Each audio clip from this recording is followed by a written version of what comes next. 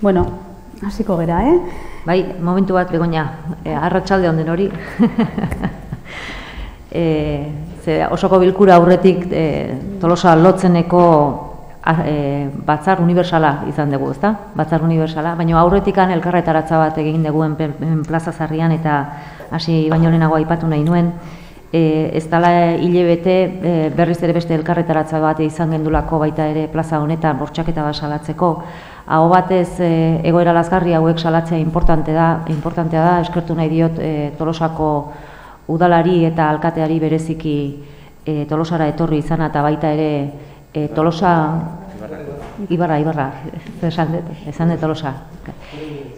Esan nahi nuna da, eskertu nahi diotela bai Tolosako, barkatu, nik nire buruai, Ibarrako alkateari eta baita Ibarrako emakume taldeari eta baita ere Tolosako emakume taldeei hemen danak elkarrekin kontzentrazio hori egin izana, ez? Gero beste alde batetik, Lore Agirrek ezin du etorri eta Begoña Tolosa gaixo dago, indarra berreskuratzen nahi da, seguru nago telebistatik osoko bilkura jarraitzen arituko dela, beraz, luzatu nahi diot besarkada bat denon partez. Eta bai, Begoña nahi ezunean. Bai, niri etzegoki dena hasi nahi egiten da. A ber, lehendabiziko puntua, ondorengo akta onartzea. 2018ko apirilaren 24ko ohiko osoko bilkurako akta. Begoña, hor, osasun azkeneko puntun, osasun bozketatan, aldeko botoa eta aurkako kontua boto Cristian dago jarrita. Ai, barkatu, bai. Barkatu hori zatu zaigu. Hau da, 31. horrian? Bai. Orduan izango da, barkatu, Cristian. Orduan, lehenengo bozketan izango zen aurkako botua, pentsatzen dut, eta bigarrengo bozketan izango da alde.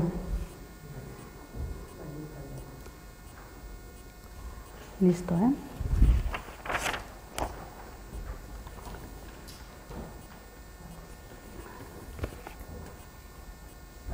Bueno, hau batez orduan? Zuzenketarekin,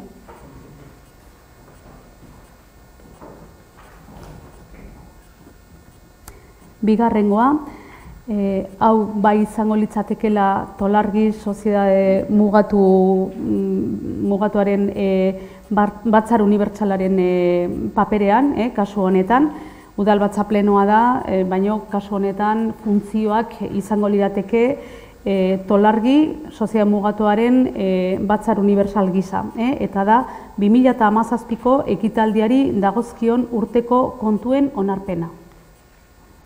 Bai, kontuak administrazio kontseiluan aurkeztu dira, ez dago aldaketarik, ez zegoen orduan eragozpenik eta ez baldin badago orain ere, bozketara pasako gineke. Aldeko botuak, aho batez onartu dira. Hirugarren puntua, Tolosa lotzen, Soziedad Anonima, Soziedade Publikoaren desegitea eta likidazioa onartzea. Da, administrazio kontseiluak eta batzar unibertsalak egindako proposamena onartzea.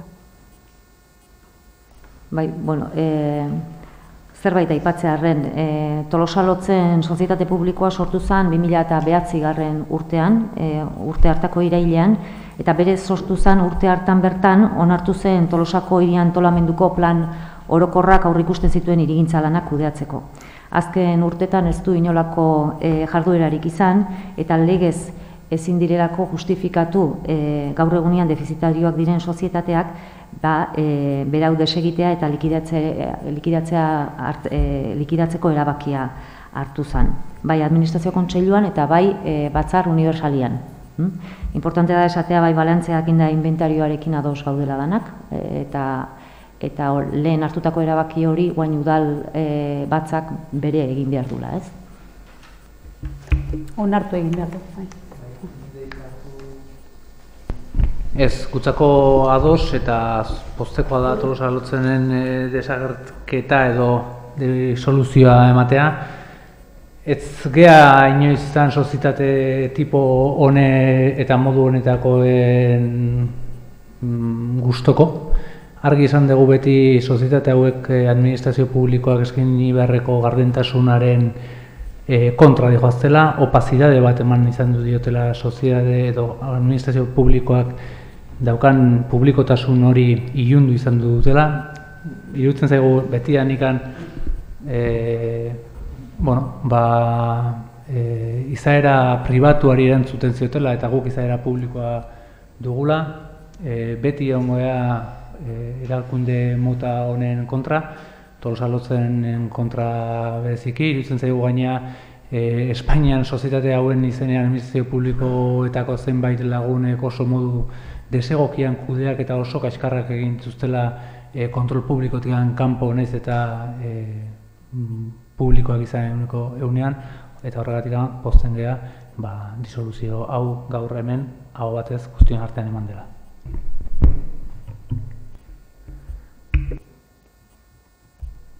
Bai, ez pixkata argitzearen, sozietatea publikoa da, eguneko eguna, zuk aipatu duzun bezala, ez zait iruditzen alderaketa egin daitekenik Espainiako beste hainbat herrietan gertatu dian kasuekin, Tolosarekin, ez da. Nik uste dut bere garaian erramienta importante bat izan zirela udalentzako eta bere funtzioa bete zutela, gaur egunean legez funtzio hori egitea ezinezkoa da, legeak aldatzen direlako, eta baina funtzio hori betetzen ez dutenez, guk ere ados gaude orain iraungitzea eta desegitea dela egokiena.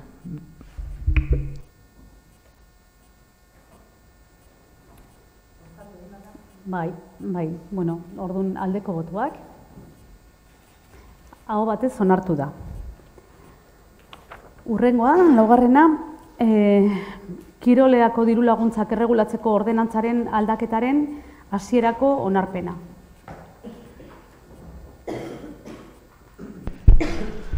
Bueno, kaixo, arratsaldeon guztioi. Legen aldaketen ondorioz, kirol ordenantzetan, bai ordenantza espezifikoan eta bai lau eranskinetan, hau dira, kluben egiturak, eskola kirola, jarduerak eta igeriketa kanpainan aldaketak eman behar izan ditugu. Gehien bat, aldaketa gehienak izan dira diru laguntzen ordainketan, non gehienez, aurreko urtean jasotako diru laguntzaren 50% jasotzeko aukera izango da aurrerakin moduan. Aurten edukitako arazoak erabatean soluzionatzeko eta berriz ere ez gertatzeko ez. Ere, diru laguntzen irizpidetan, baldintzatan eta bere kontrolaren aldaketak emango dira. Eta esan nahi nukeen gure jarrera arazo gero eta gutxien egotea eta dena modu hoberenean aurrera joatea da. Mila esker.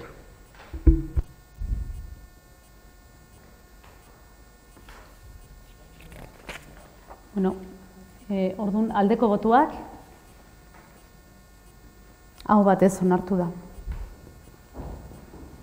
Bale. Bosgarren puntua, enpresen lehiakortasunerako diru laguntzen ordenantza espezifikoaren hasierako onespena. Bai, pixkat argitzearen puntu hau. Tolosako garapen ekonomikoan industria sektoreak duen garrantzia uka ezina da, ez? Gehien bat enplegu sortzailea dalako eta gainera kalitatezko enplegua delako iraunkortasunari eta egonkortasunari dagokionez. Azken garapen ekonomikoaren batzordean aurkeztutako azken enplegu planeko emaitzetan, sektore honetan sortutako enpleguak, behin enplegu plana bukatu ondoren, oraindik mantentzen dira 80%, ez? Herriko enpresen izaera zein den ere oso jakina da, ETEak dira, enpresa txiki eta ertainak dira, eta metal mekanikaren arloari lotuta daude. Industriaren eskumena erabat jaularitzakoa izanik ere, bai eskualde mailan Tolosa galdea garatzenen bitartez, aurkeztu duena aurten bigarren lehiakortasun plana, eta bai hainbat udalek osagarri modura, hainbat ekimen egiten, saiatzen gera egiten lagungarri izan daitezkenak, ez? Coworking zerbitzua adibidez, momentu honetan ja dagoeneko eskaerak jasotzen ari gera, enpresekiko gertutasun hori lantzen ari gera legealdi honetan baita ere, hor dago antolatu genuen enpresa eguna esate baterako, eta lanbide heziketarekin egiten izaten ari gera harreman jarraitua. Harreman horren ondorioz sortu zen enpresa lehiakortasunerako diru laguntzak egiteko proposamena, ez? Eta gaur onartzen deguna da diru laguntza hori eman ahal izateko ordenantza. Helburua da jarduera berritzailea sustatzea enpresetan, gure herriko enpresetan. Eta hoi alde batetik eta beste alde batetik baita ere balioan jartzea lanbide heziketa bera. Lanbide heziketatik sortzen den prestakuntza eta jakintza gure herriko enpresen eskura jartzea. Proiektu hau ez da berria, hau egin izan du leno ere, baina udalak momentu honetan bultzada bat eman nahi dio.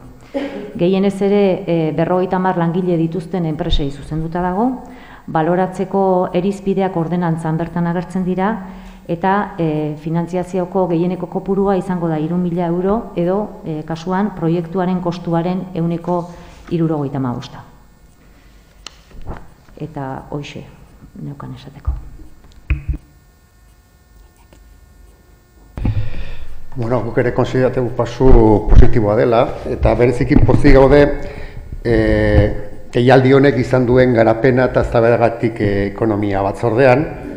Hontan posible izan dugu ekarpenak egitea, elkarlan batean aritu gea apur bat deialdi hau kudeatzen, eta bereziki azpimarratuko nuke gure ekarpenik handiena kaso izan dela hasieratean zuen izaera oso industrialetik izaera zabalago bat ematera zerbitzu berritzaileak ere sartu ditugunean lagundu ditezken ekimenen artean.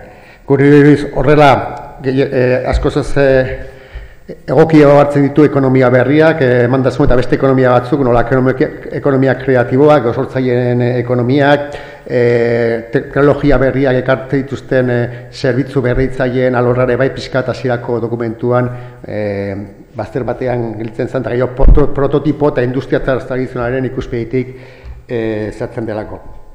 Azken maneratu berez ere, elkarlanan deialdi horretan, hori positiboa da, olakotan, nolabait Tolosako eta Tolosaldeko ekonomia bizkortu eta sendotu nahi dugu eta aldi berean enplegoa sustatu. Bai, aldeko botuak, hau batez onartu da. 6. puntua, 2018-6 kreditu aldaketa gehigarrien hasierako onarpena.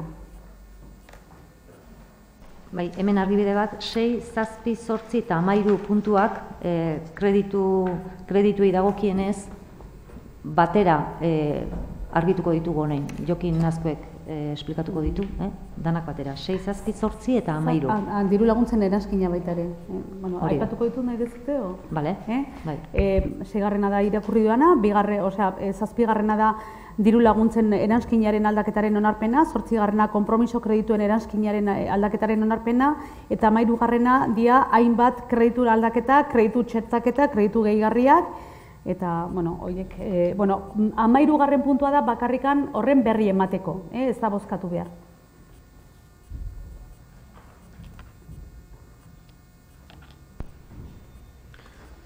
Bai, atxaldeon den hori.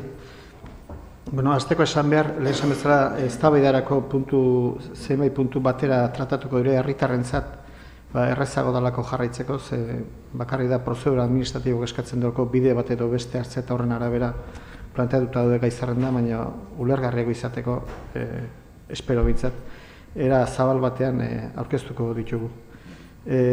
Batetik, aipatu beharko nituzke, 7 esparru lantzen ditugula, kreditu aldaketa honetan, eta bana-banan joango nizazten importantena, garantzizkoenak. Badira txiki batzuk, ez ditugunak aipatuko, ze xehetasun oso txikitan sartuko ginak eta nahasteko izan liteke.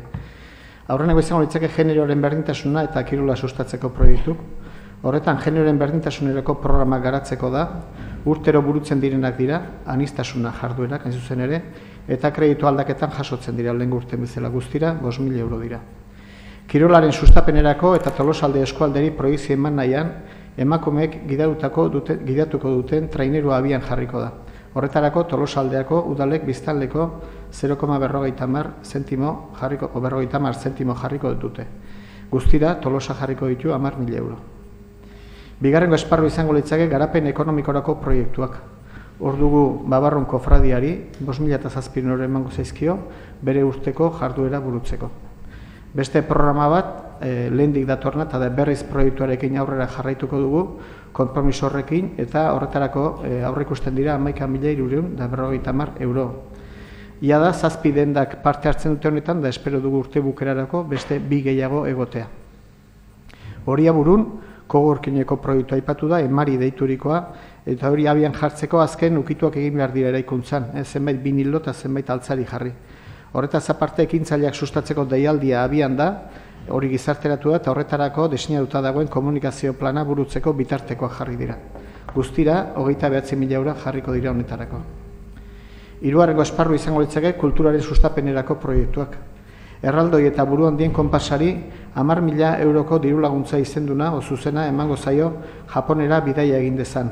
Han aukera izango dute Tolosako kulture eta berein jarduera edatzeko. Laborrengo multzo izango litzake alde zaharren birgaitzea, berpiztea. RC2 eremua garatzeko azken eskuraketa burutzen du udalak. Falta den handiena dau, hain zuzen ere, Oiarbide ostalaritzako eraikuntzan dagoen erantzitako hegoaldeko eraikina. 3 solairutako eraikina. Eraikuntza hori eskuratzeko gehienezko kreditua jartzen da, 420.000 euro. Erosketa hau burutuz gero, falta zaigu Oiarbide parean Erribera ondoko horma eraikitzea. Egun proiektua prestatzen gabiltza. Hori burutu ondoren, preste egongo ginateke proiektu hori abian jartzeko eta aurreko estako etxe bizitzak burutzeko. Bosgarren esparrua izango litzake mugikortasuna eta ingurumenaren esparruan hobekuntzak egitea. Argiztapen publikoan hobekuntzak egingo dira. Horretarako dirulaguntza jasotzen ditu udalak eta dirulaguntza kudeatzerakoan burutzen dugu ohiko legez diru kreditua. Kasu honetan alde zahar osoan LED sistema jarriko da eta baita ere berazubin. Horretarako 85.000 euro inguru inbertituko dira. Bestetik dugu Elosegi parkean hobekuntzak burutuko dira. Orain abian jarriko dira hobekuntzak parkaren gailurrean dagoen miradorean. Eta ondoren eremuan dagoen itxitura birgaituko da. Zenbait lekutan apurtuta baitago. Azken honetarako 56.000 euro jarriko ditugu. Bestalde, Tolosako pasealekuetan mugikortasuna eta irisgarritasuna hobetzeko, zuhaitz ondoetan dauden zuloak estaltzeko plana abian jarriko da. Eta horretarako 58.000 euro jarriko ditugu. Bestalde, hiri auzoen dinamizaziorako proiektuak burutuko dira. Kasu honetan, Amarotzeko bizilagunentzat auzo etxe deituriko eraikina birgaituko da eta osasun dispensario ere bai. Proiektu horiek garatzeko auzotarren partaidetza ezinbesteko izan da.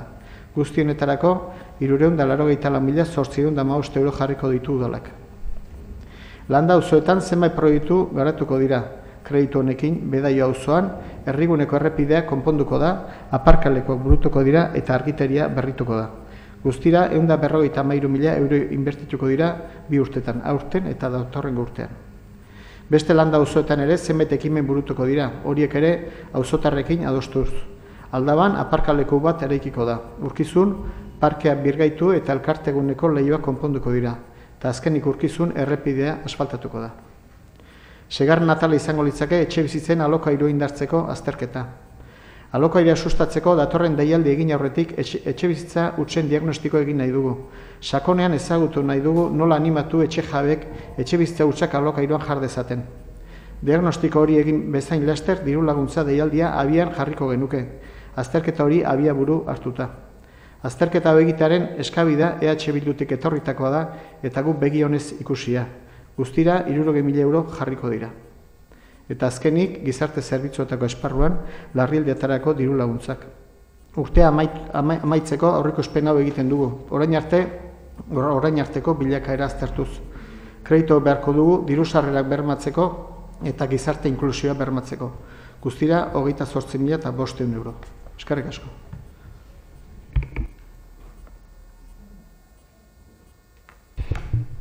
Bueno, badok, osun batzordean azaldu genuen, kreditu aldaketa gehigarren horren inguruan genitula kezka batzuk, eta ez zertarako erabiliko den diru hori, horretan ados gaude, bai bi laguntza konkretuen gestio moduaz genuen kezka. Eta zuzen ere, taki emango zaio, tainir hori emango zaio diru laguntza, eta buru onduen konparsari ere emango zaiena. irutzen zaigulako, eta gu alde gaude jakina, emakumeen kirola sustatu eta bultzatu egin behar dela, otalezako dudarik. Argi dugu, Tolosako kultura munduratea behar dugula, eta bi ekintzaieko lortzen dute. Dena den, irutzen zaigu, azken finean, laguntza hauek eman direla, gobernua borondate izan duelako, baina gobernuak borondateik izan ez balu ez zirela emango. Ez dagoela daraututa, olako laguntzak emateko prozedurarik Tolosako udaletxean. Eta irutzen zaigu beste udaletxe batzuetan bezala, hemen ere martxan jarri beharko genukela olako prozeduran bat, oizkanpoko jarduera hauek diruz laguntzeko prozedura ahalik eta objektiboena abian egon dadin, eta ez laguntza ematea, alaz ematea uneko gobernuaren borondatearen menpe egoteko. Horregatik hasten dituen ginen, ogasun batzordean, kezka hori genulako, eta kezka hori azaleratu nahi genulako, baina hemen osoko bilkuran aldeko botoa emango dugu.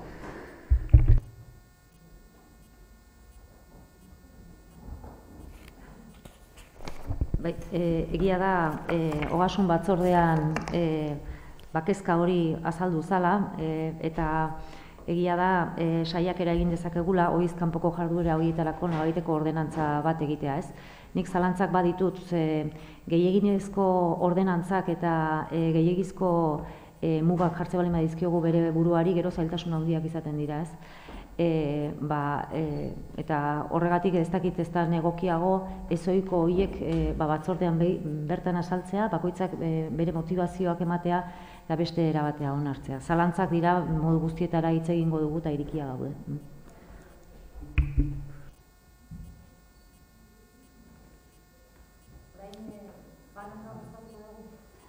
Bueno, ez dakit, zuek, egokiena da banan bozkatzia. De acuerdo? Bueno, orduan 6. puntua, 2018/6 kreditu aldaketa, aldeko botuak, hau batez. 7. diru laguntzen eranskinaren aldaketaren onarpena, hau batez. Eta 8. konpromiso kredituen eranskinaren aldaketaren onespena, hau batez. Bueno, 9. puntua, itxitako ekitaldiko fakturen onarpena.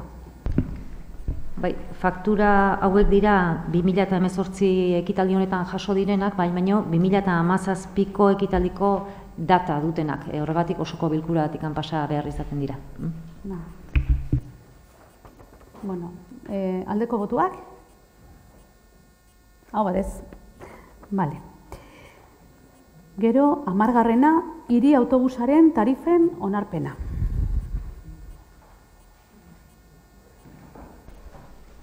Bueno, herri garraio zerbitzua lehiaketara atera zuen udalak, pixka bat kokatzeko gaia, martxoaren batean, gobernu batzordean kontratazio prozedura onartu zen eta Gipuzkoako aldizkari ofizialaren argitaratu. Lizitatzaile bakarra izan genuen, Kuadrabidean SL, apirilaren 26an adjudikazio proposamena egin zuen kontratazio mailak eta dokumentuen errekerimenduak eskatzen dituen 10 egunak itxoin ondoren, maiatzaren 10ean gobernu batzordeak ere adjudikazio proposamena egiten du, ez?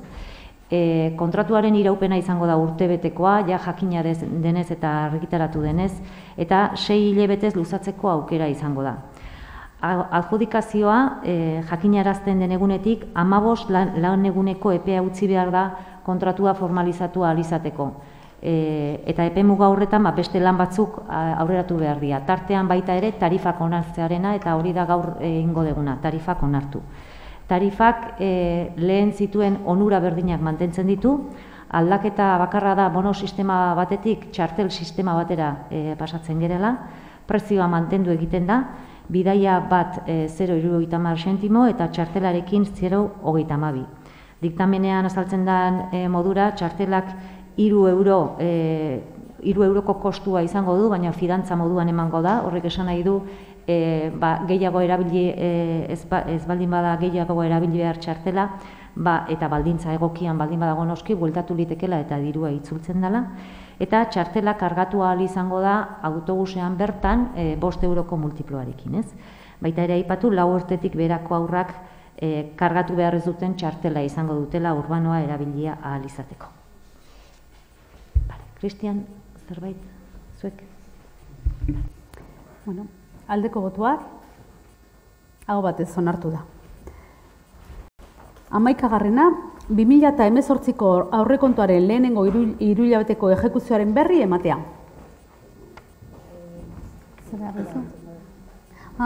Tori.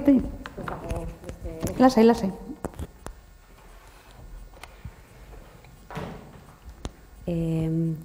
Printzipioz, azalpen guztiak ogasun batzordean emanda daude, da lehenengo hiruhilabeteko exekuzioaren berri ematea, dena normal joan da, eta horrekin batera ordainketen batez besteko epea betetzen da, bai Tolosako udaletxean, bai izaera administratibo duten entitateen artean. Hori da 11. Puntua. Eta, 12. Begoña, ez dakitzuk esango duzu izenburua edo, 2017ko aurrekontuaren likidazioa. Hau ere, ogasun batzordean azalduta dago, txostenean batez ere deigarriak dira 10. puntua, hau da aurrekontuaren emaitza, eta positiboa izan da, iaz bai doikuntzaren baino lehen eta bai ondoren, eta gero 11. puntua, da diruzaintzako gerakina, positiboa izan da, eta geratzen da gastu orokorretarako gerakina 9 milioi tapiko gastu horiek aurrera egiteko. Honekin batera dago beste txosten bat, eta da egonkortasunaren txostena, eta hemen egin da bakarrik administrazio izaera duten entitateen artean. Hau da, Tolosako udala, Jurramendiko erakunde autonomoa, Erretengibel eta Tolosa lotzen. Txostenean agertzen da helburu guztiak betetzen direla, bai aurrekontuen egonkortasuna, bai finantzen iraunkortasuna eta bai gasturen araua. Horrek esan nahi du aurten ez dela beharrezkoa egitea inongo plan ekonomikorik. Izaera, administrazio izaera ez dutenak, diagnostikoa eginda dago, baina azalpen guztiak emango dira kontu orokorrarekin batera. Lotzenen kasua emaitza txarra da edo negatiboa da, baina erantzunaia emanda dago, gaur justu eman dugu erantzuna, horrekin ja bukatzen da, eta beste sozietateen kasuan osoko bilkura horretan emango dira azalpen guztiak.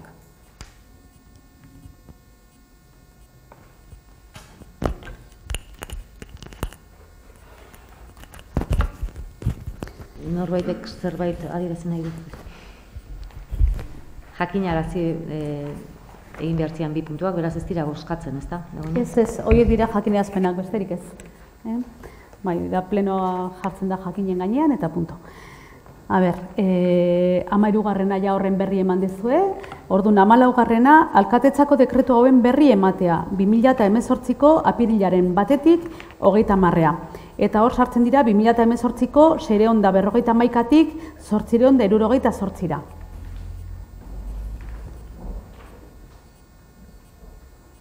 Ezerrez, urrengoa da, jarrita dago gai zerrendan EH Bildu taldeak aurkeztutako mozioa, ekainaren 10ko gizakatearen ingurukoa, baina horren inguruan dago mozio transakzionatua.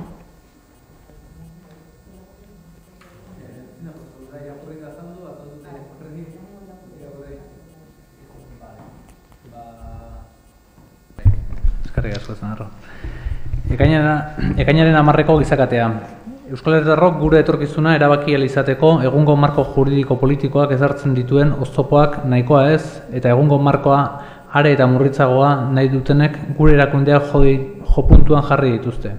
Herritarren oinarrizko eskubideak urratzeko inolako erreparorik gabe.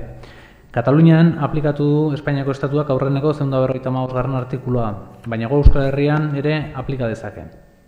Argi dugu, epe luzerako elkarbizitza bermatzeko ezinbesteko baldintza dela erabakitzeko eskubidea gauzatzea. Elkarrekin etorkizun demokratiko, justo eta duina eraikitzeko bidean inoiz baino argiago dagokigu askatasunaren eta eskubide zibil eta politikoen defentsan elkarri eskua ematea. Hain justu, ekainaren 10ko gizakateak balio behar du adierazteko herri hau ez dagoela prest atzera egiteko bere asmo eta helburuetan, aurrera egiteko determinazioa duela.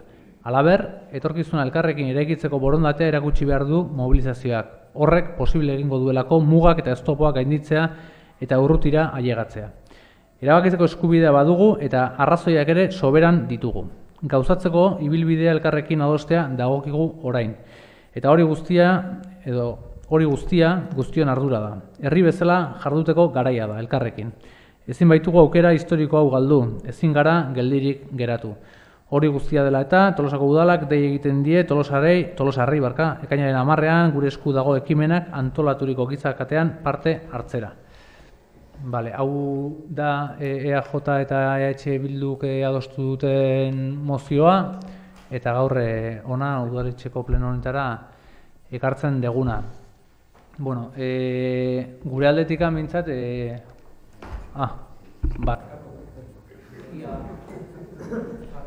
Lasai. Bueno, erabakitzeko eskubidea bere horretan ez da existitzen, ez? Ez marko politikoan ez da ere zuzenbide konstituzionalean.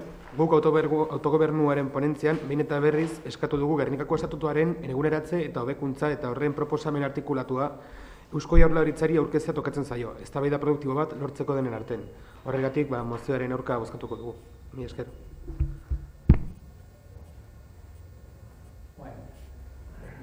Markatu.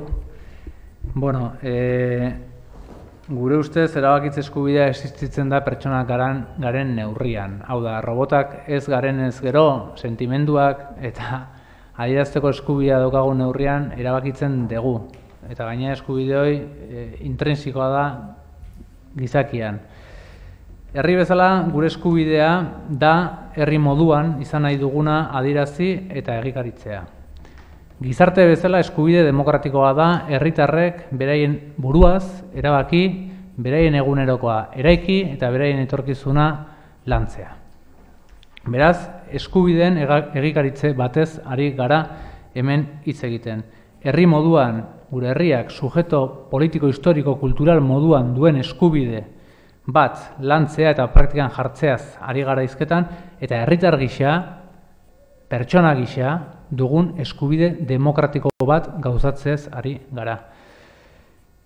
Eta hori gutxi ez, eta parean hori ukatzen digun izaera erabat antidemokratikoa, atzerakoia, murriztatzailea duen estatu baten aurrean gaude. Estatu diegu gobernua aldatuta eta gobernuan egon daiteken alderdia aldatuta ere egoerak berdin jarraitzen dulako eta euskaldunok herritar gisan eta herritar gisan ditugun eskubideak errespetatzen ez dizkigutelako, izan batzuk edo besteak.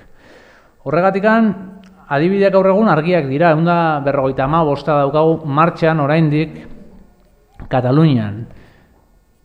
Egin beharrekoak eginda, hauteskunde berria deituta, Puigdemont etzan pertsona bat presidente jarrita ere, oraindikan 155ak martxan darrai.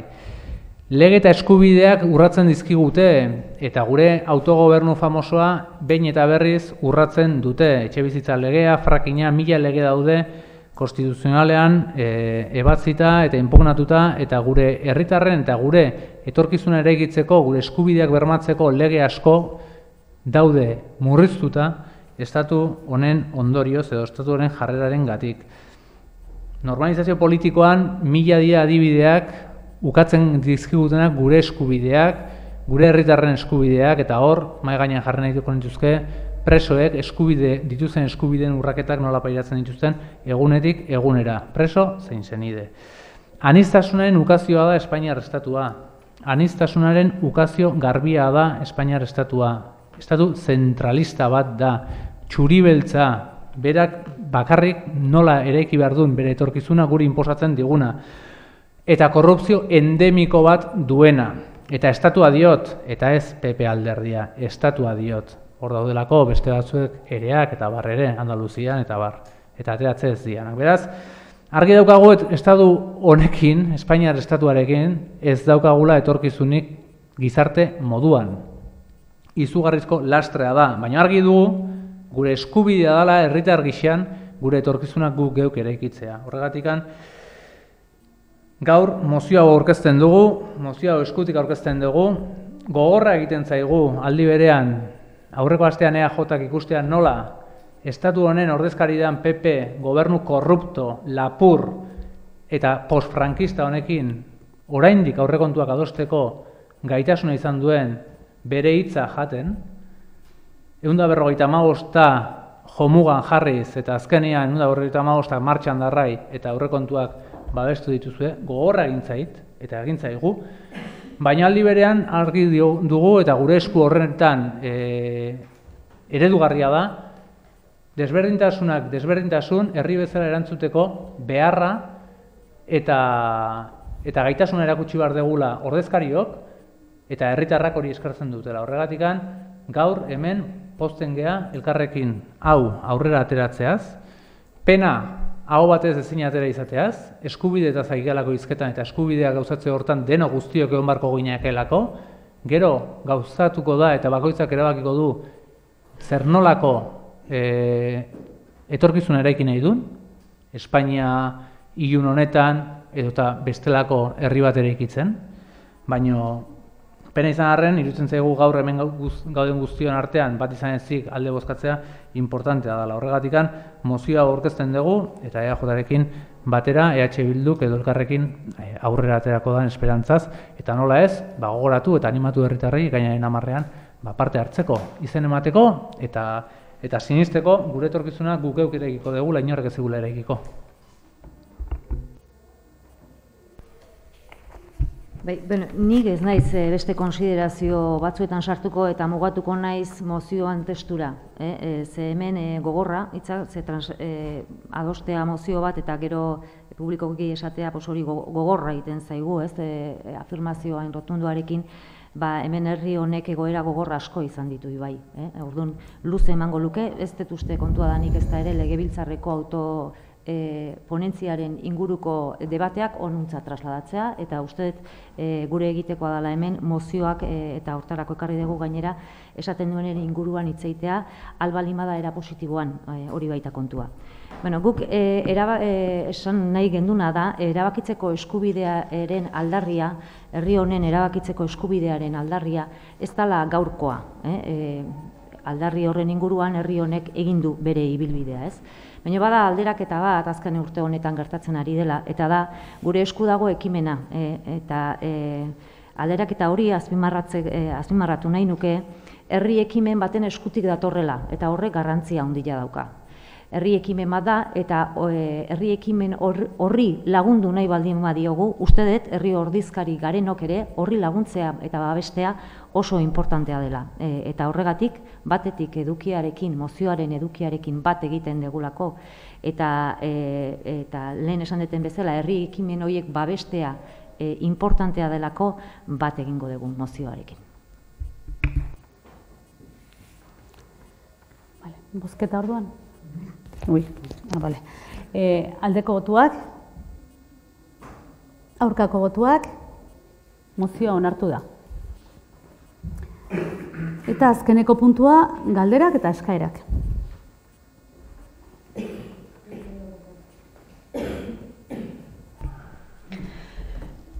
Ni ez harritzeko izango, baina klinikako langileen ingurun hitzein nahi nun. Lehenengo eta behin aipatu nahi nun, zoriondu nahi dola klinikako langileek eman duten burruka.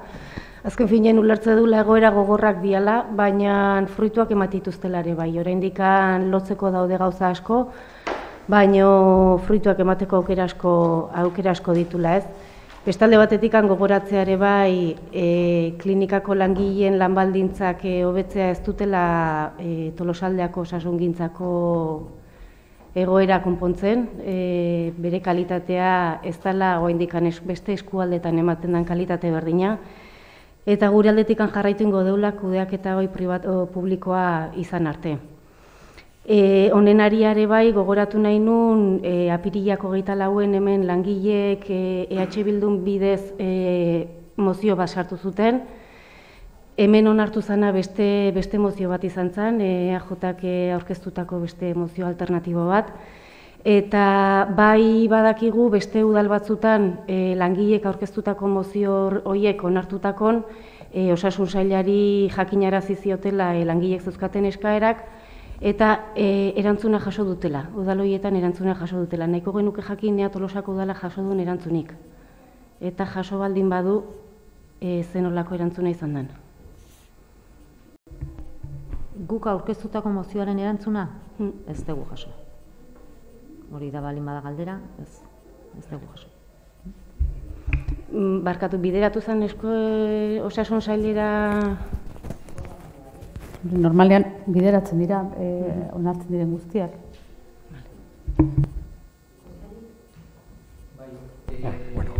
Nik bai jakin nahiko nuke, azkeneko, Erretengibel da Aldezarreko garapena eta sustapeneako, batez ere arkitektonikoa,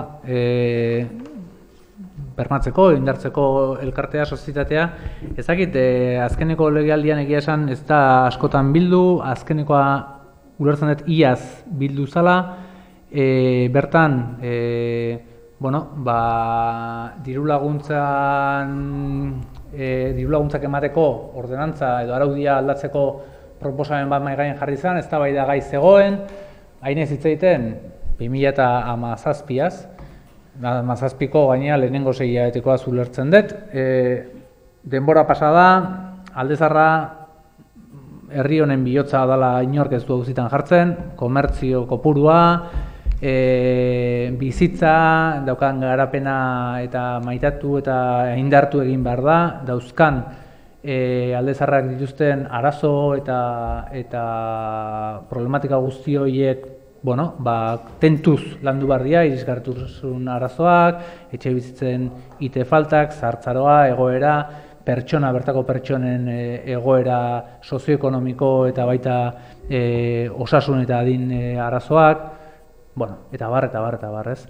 Erretengibelek hortan lagundu izan du, eta laguntzen du, badakitelako martxan jarraitu badagola, baina hor bat zegoen diru laguntza lerro bat, zeina berpentsatzea ikusten zen, etzelako erabate xahutzen eta bar, denbora desenteia pasada, ez da bai da hoi zertan datzan edo dagoen ezakigu, ze guri bintzatzaiko komunikatu, gero ezakit kontuen berri eman daen edo ez, ulertzen dut eman marko ditzakela, baina hori baino gehiago prekupatzen diguna da, berrintzaigu, ez da bai da hoi irigintzatik eman barrelma da, baina ulertzen dugu Aldezarrari atentzio gehiago jarri bertzaiola, eta zentzurtan, ez da bai da pendinte horri utzi bertzaiola, beste batzu utzi bertzaien bezala, ez? Orduan, ez dakit horren ingurun, nola jazokon informazioa eta iraganeko kontu badan, zertan datzan.